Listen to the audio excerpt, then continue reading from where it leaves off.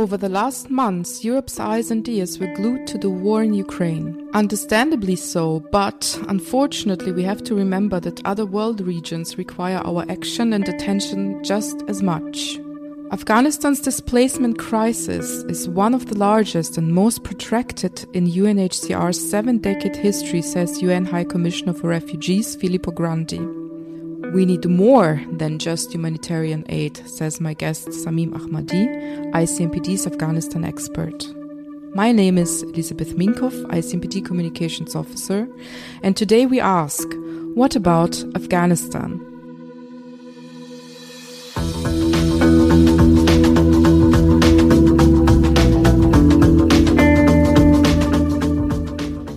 Dear Samim, a very warm welcome and thank you for joining despite your very busy schedule.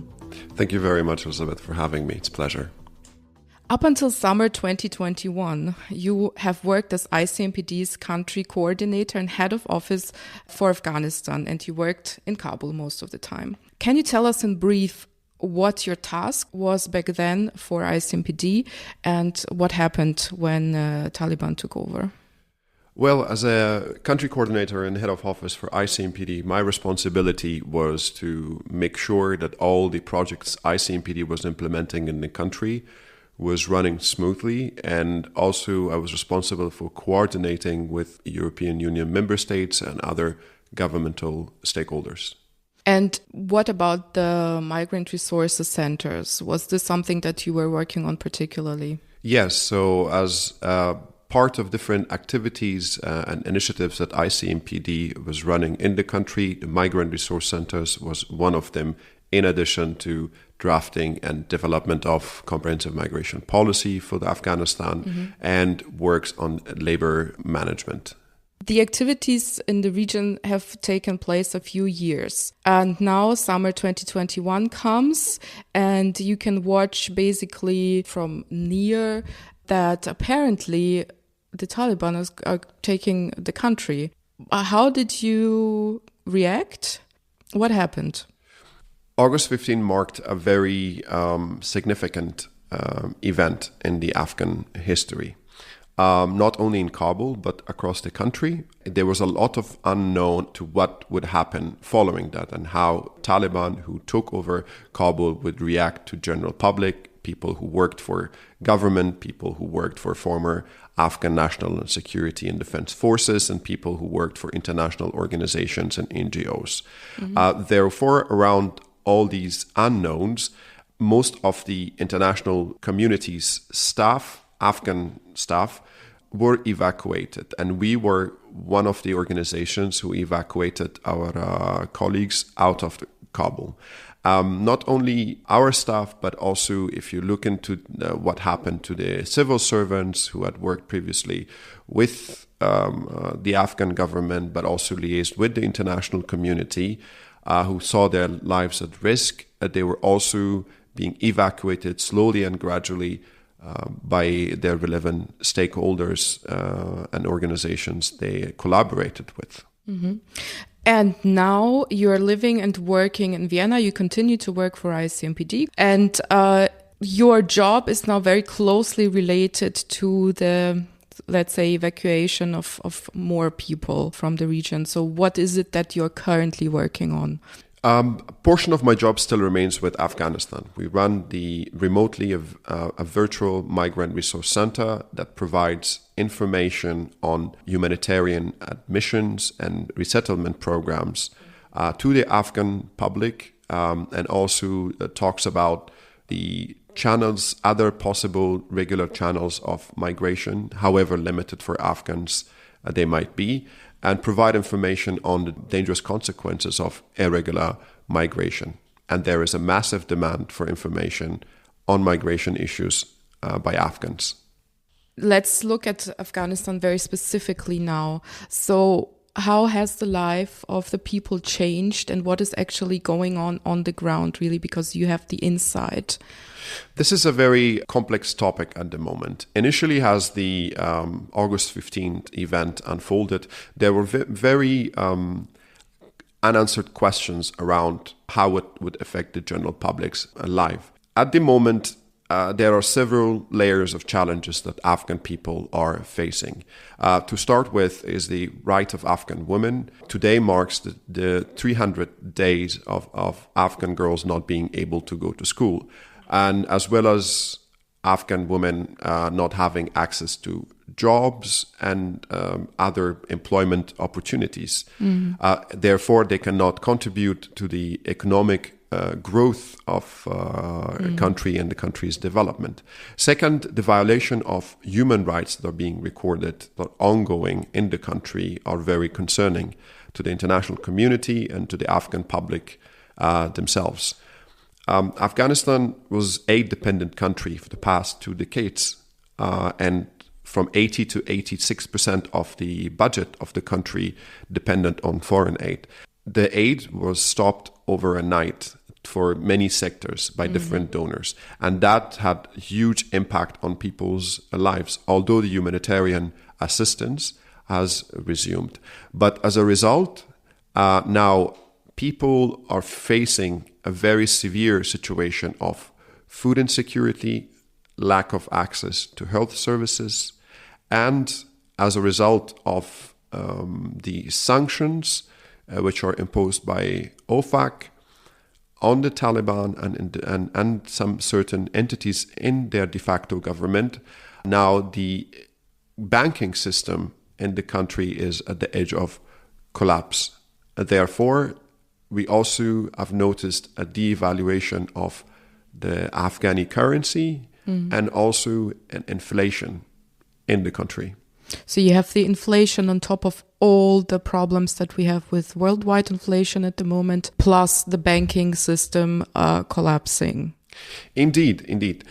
So humanitarian aid agencies and NGOs at the moment also have difficulties to transfer aid money to Afghanistan. This is another challenge.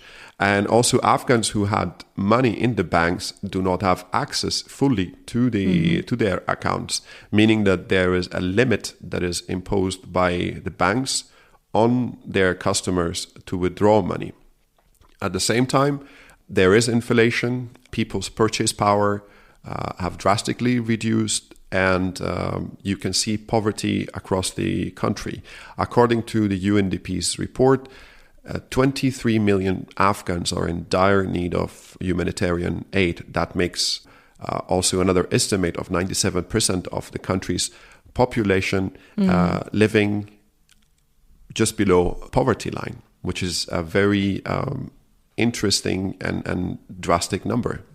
And I don't think it's necessarily something that's on the agenda of the vast majority of newsreaders at the moment.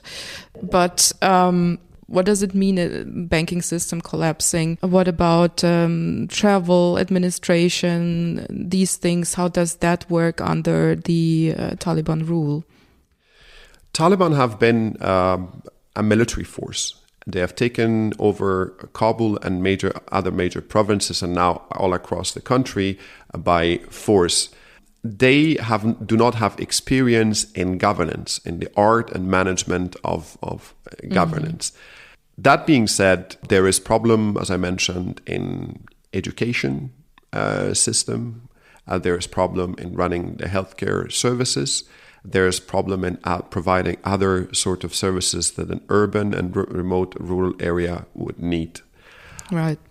In terms of travel, of course, Afghanistan is printing or was printing under the former republic its passports in Lithuania outside the country. And the Afghan population, not all of them had access to ID identification. Be passport or tazkira, which is the Afghan national ID card. But due to the recent events, there was a demand, even prior to the fall of Kabul, there was demand for passport department. And there was, because of the rush, the passport booklets run out. So you have now a high demand of passport by the Afghan public and also less number of passport booklets in the passport office. The other issue is about women being able to travel. Okay. Also, the women's movement, now they need a chaperone or someone to accompany them to even travel within cities. And there are many Afghan women students who have scholarships but are not able to travel outside the country. It is because of them being a woman alone, and the requirement for traveling outside is to have a male accompanying or a chaperone. Yes. That's honestly shocking. You said in the beginning that humanitarian aid is not enough. So what would be possible ways out of the current situation? Humanitarian aid is a very essential and crucial for any place that has the situation like Afghanistan, Yemen, or Syria, or anywhere else across the globe. But it's not the most sustainable form of assistance. We also need to consider the other spheres of migration and management and providing services.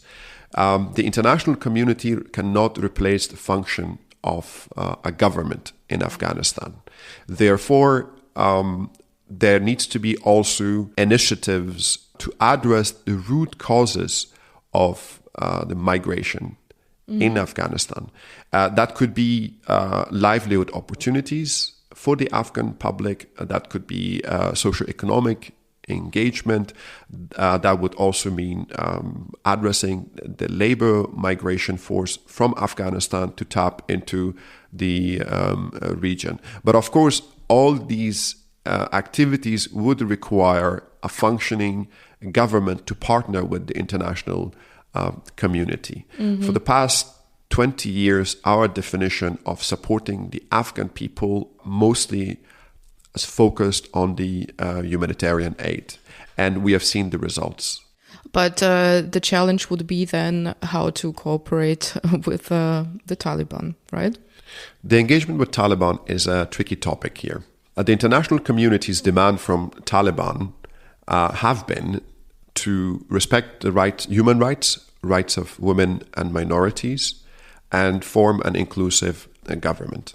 The demand from the Taliban side are to unfreeze the $7 billion that is as a backing of the Afghan banking system in the States, political recognition, and also removal of some of their leaders' names from the international community and UN's blacklist. So there is this dialogue between the two sides. At the same time, the violation of human rights is a very crucial topic that is ongoing in the country. We have reports of 500 former Afghan National Security Defense Forces missing, which is very concerning. There are extrajudicial killings that are taking place across the country. Journalists and human rights activists and women are being harassed and abused, and also there are cases of disappearance. So this makes it very difficult to start a sort of dialogue and engagement in a very constructive way with the movement. At the same time, there are also demands of recognition and politicizing the humanitarian situation by the de facto government in Afghanistan is another tricky situation. But this brings me now to the questions regarding migration. Given the situation in the country, it's very clear that migration must be seen as an opportunity for, or last resort, not so much an opportunity for many people. What do people think and feel about migration in general? Where do they go? And are there any legal pathways for them to do so? Well, Afghanistan has the lowest ranking passport in the world. That makes it very difficult for Afghans to obtain visa anywhere, to any country. That itself is a push factor for irregular migration when people are in need, both in terms of seeking refuge and safety, and as well as finding and struggle to find a better life for themselves and their children. Also, since 1979 and up to today, Afghanistan's migration movements and mobility have seen different phases. Mostly the push factors have been insecurity, be it the civil war, change of the governments, where historically Afghanistan had never had a peaceful transition of governments from one administration to another. It has always been either with coup d'etat or some sort of revolution, or one force taking over the other. So, and there was just only one exception, that transfer of power from Hamid Karzai to former President Ashraf Ghani. Then Afghans have used migration as their last and first option for survival. This is because of it's an act of desperation also. The legal pathways for Afghans have been quite limited to certain number of population in terms of labor migration to Gulf states, but also for some eligible Afghans who were going outside the country for scholarships. The rest, because Afghanistan, if you look at the map of the country, where on the north you have the Central Asian countries, and there is a very natural border, which is Oxus River, Amur River, and there's a very strict control of human mobility and goods in the northern state. But in the west you have Iran, which is a very porous border, and it's very difficult to control that territory, both by Iranians and the Afghan side.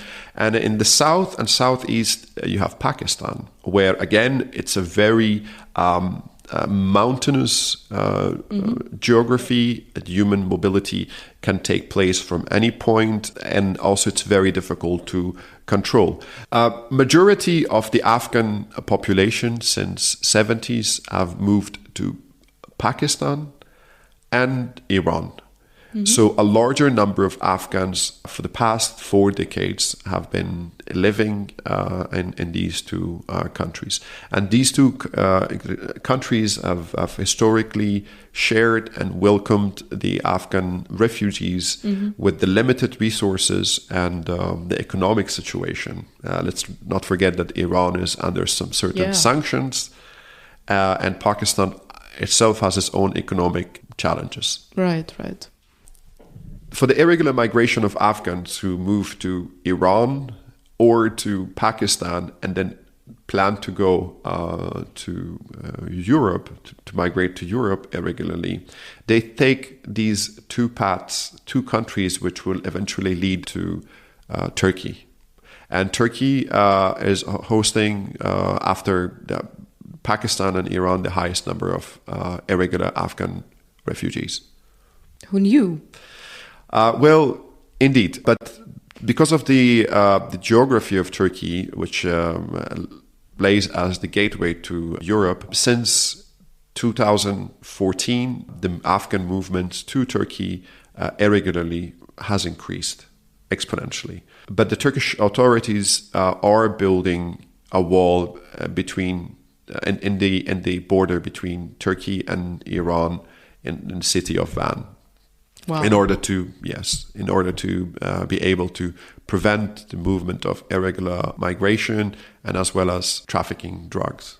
So, as you mentioned, clearly there are hardly any legal pathways for Afghan people. If we look at the other side, and also we are a European-based organization, so the echo we get from certain political spheres and also from the population, from the media, is that sometimes there are issues that are now connected to the last wave of migrants, especially young men from Afghanistan. So also with you now knowing both sides very well, are you connected to the diaspora? How can the diaspora that is already here support newly arrived, especially young people that are probably very lost in the beginning? And what additional integration measures would be required to make sure that people who arrive are really hosted in the best possible way for all sides? Well, this is a very important question from the European side. Politicization of migration is nothing new, be it in the contemporary political history in Europe or anywhere else, in the States or in Asia, in Africa, anywhere else. And we have seen different examples of it, at least in the past 1 decade.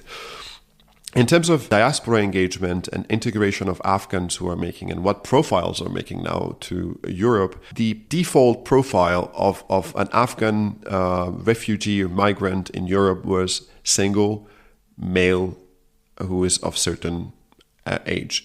But the recent displacement, that it has changed that dynamic. So now you have Afghans of different profiles who are from judiciary, who are journalists that I know of, who are civil servants, who had worked with the international community, have also come with their families, and they are both of male and females. In terms of integration and what diaspora can do, I have seen the diaspora associations in the Netherlands, for example, or here in Austria or in Germany, on how they try to help the newly arrived families and individuals in terms of language translation services, in terms of guiding them on different steps and processes of administration on how to receive help. But I would also feel like these diaspora associations need some sort of capacity building on understanding of the nature of Afghanistan's mobility and migration, given the current situation. In terms of pull factors to Europe, pull factors in Europe will always remain. If you look at the situation in Libya, if you look at the situation in Yemen, if you look at the situation in Syria, in Afghanistan, and anywhere else where you have the conflict, or in Ukraine as well, where people, civilians who are in desperate need of finding refuge and or food on the table or safety for their children, education for their kids, will try to move one way or another. And in terms of, we cannot also kick everyone out, and we cannot accept everyone in, if you look at it from European perspective. So there needs to be some sort of well-balanced mechanism on providing safety, security, and services for those who are in need. Somewhere a pragmatic, moderate mechanisms. Wow, yeah, that sounds very reasonable. And to be honest, let's hope that this is something that will be heard as well by hosting communities. However, there are some resettlement agreements now in place or are being developed at the moment. Can you tell us a little bit about that? So yes, after the collapse of former Afghan Republic, different countries working in Afghanistan and implementing projects, be it the US, the EU member states, Australia, Canada, and others, came up with some schemes for the humanitarian admission and resettlement programs for those individuals who had worked implementing each specific country's projects, who had worked with the military as translators and as advisors, and who were also individuals from the Afghan government who had worked with them. And these lists also included journalists, human rights and women rights activists, artists, etc. So if you remember the situation at the airport, the chaotic pictures that we received from the Kabul International Airport, a lot of profiles of different individuals, public, and everyone rushed to the airport fearing what might happen to them. This was a pure chaos in the first initial days.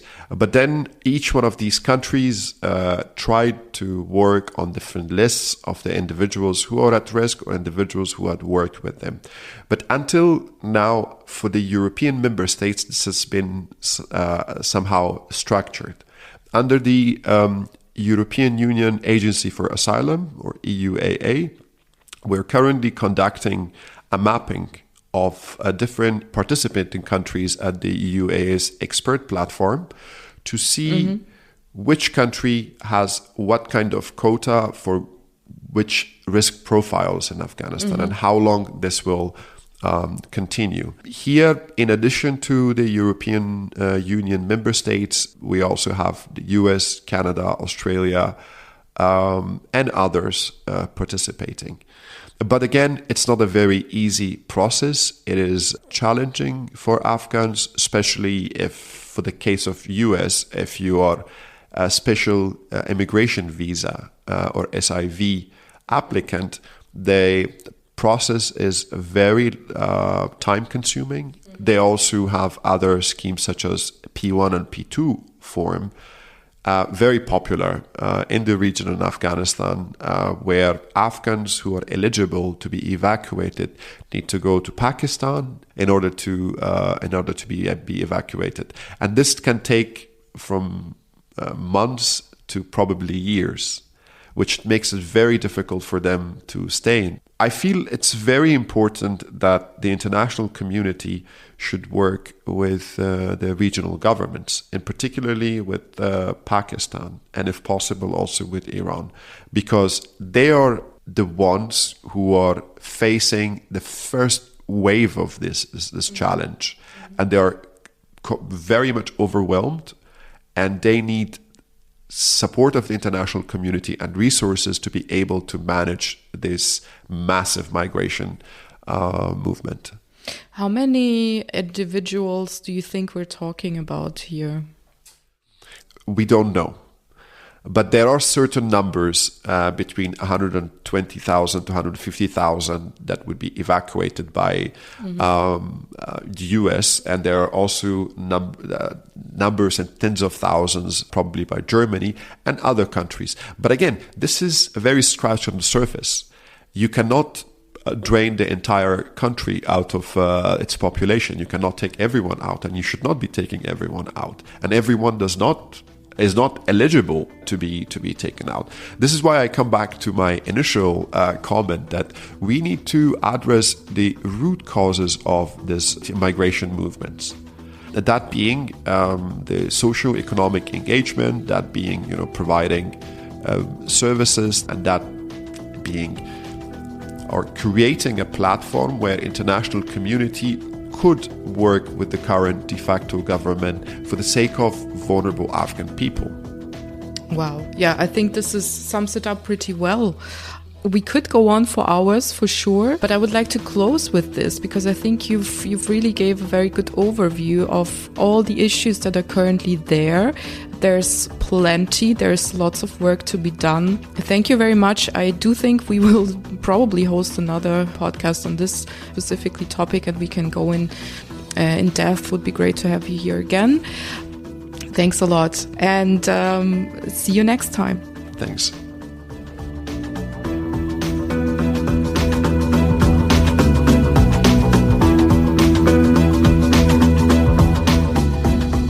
Stay up to date on ICMPD's activities and visit our website icmpd.org, sign up for our newsletter and follow us on social media.